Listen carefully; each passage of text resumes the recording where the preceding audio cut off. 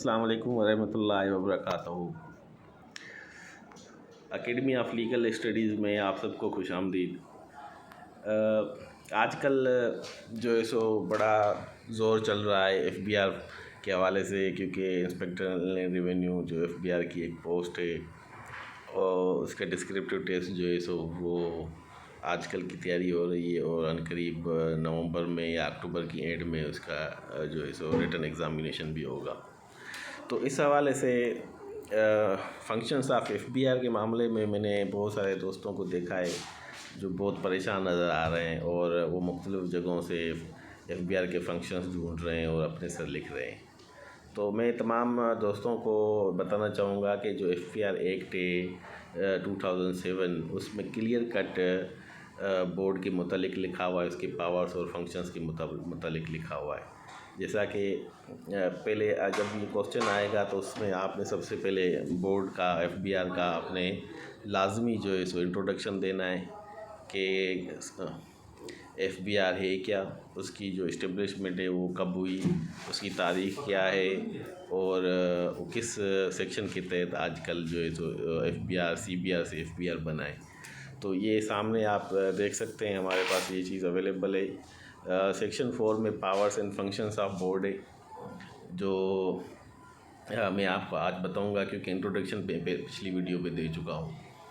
सही है, तो इसमें आ जाते हैं, ये सारे पावर्स हैं, आपको कहीं और जाने की ज़रूरत नहीं है। यानी जो एक्ट में पावर्स लिखे इसके अलावा हो ही नहीं सकते, ठीक है ना। कहीं पे भी आप किसी वेबसाइट पे बुक पे जाएंगे, इसके अलावा कुछ लिखी होंगी चीज़ें, लेकिन वो इसी में से निकली होंगी, या तो कम लिखी होंगी या इसी से रिजेंबल करती होंगी, अदर वर्ड्स में उन्होंने लिखा हुआ होगा। तो ये एक्चुअल वर्ड्स हैं जो कानूनदानों ने जो कानून बनाते वक्त जो चीज़ माइंड में रखी है, ये उनके अल्फाज हैं। सर बहुत शुक्रिया सर, कैसे हैं आप? ठीक है सर, सब सही है। सबसे पहले हम देखेंगे powers and functions of board.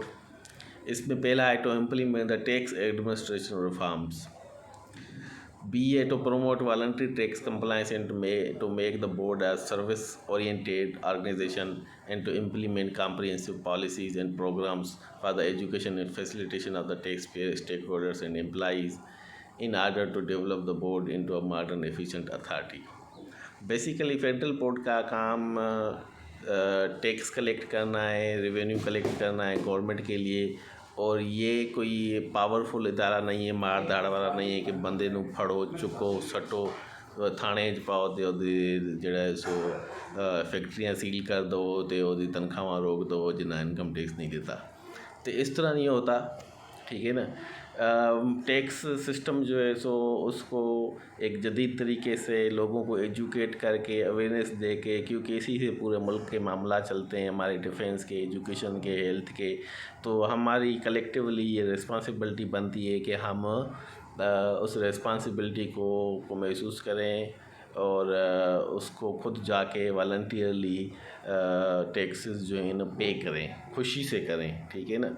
हमारे पास हमारे सिस्टम में सिर्फ एक गलती है कि जो टैक्स पेयर्स हैं, जो टैक्स देने वाले हैं, वो धक्के खा रहे होते हैं, उनकी कोई रिस्पेक्ट नहीं होती, लाइनों में लगे होते। टैक्स जमा कराने भी जाएं तो आपके पास लाइन में लगे होंगे लोग, ख्वार हो रहे होंगे, पूरा दिन लगाएंगे, ठीक है। और बड़े बड़े कंसल्टेंट्स हैं, टैक्स कंसल्टेंट्स, जिनकी सर्विसेज ली जाती है सिर्फ इन ख्वारियों से बचने के लिए।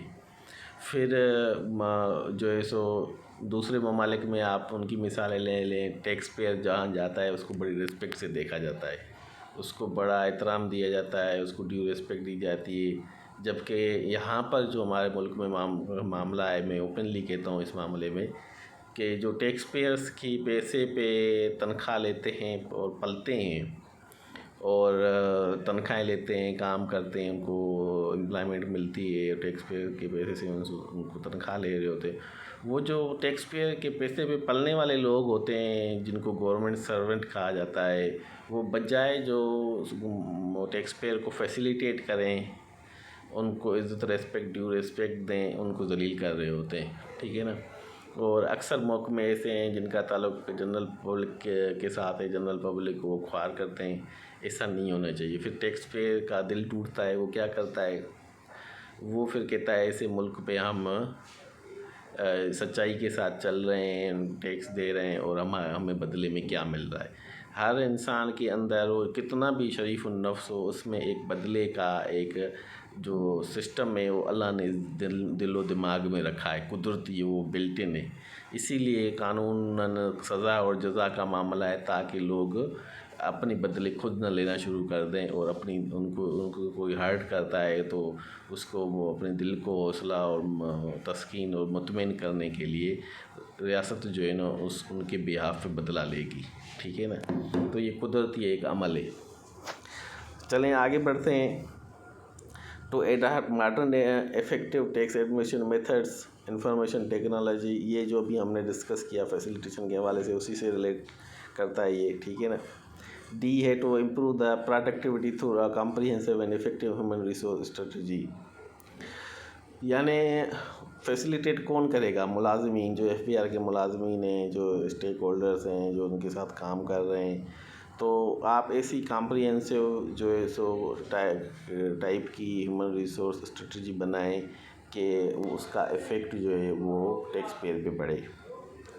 To identify and select through internal job posting process employees and designation jobs, to grant additional allowances, to take appropriate measures including internal control to combat the corruption। Basically ये जो हम फैसिलिटेशन के बजाय आवाम के लिए दर्द सर इसलिए बन जाते हैं क्योंकि हमारे जो अंदर सिस्टम होता है मुलाजमीन का, वो लालच में आ जाते हैं। वो 2 रुपए की लालच करने के लिए लोगों को तंग करते हैं, इनको ख्वार करते हैं। आपने सुना होगा कि फ़ाइल नहीं लग रही, या सुना होगा फ़ाइल को पहिए लग जाएं, तो वो इसी तरह इसीलिए यही सिस्टम है।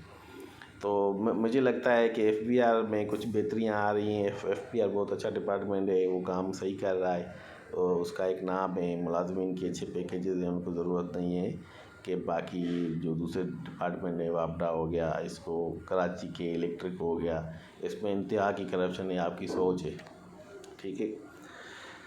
हाँ, फिर है to designate existing post within its jurisdiction, सही है।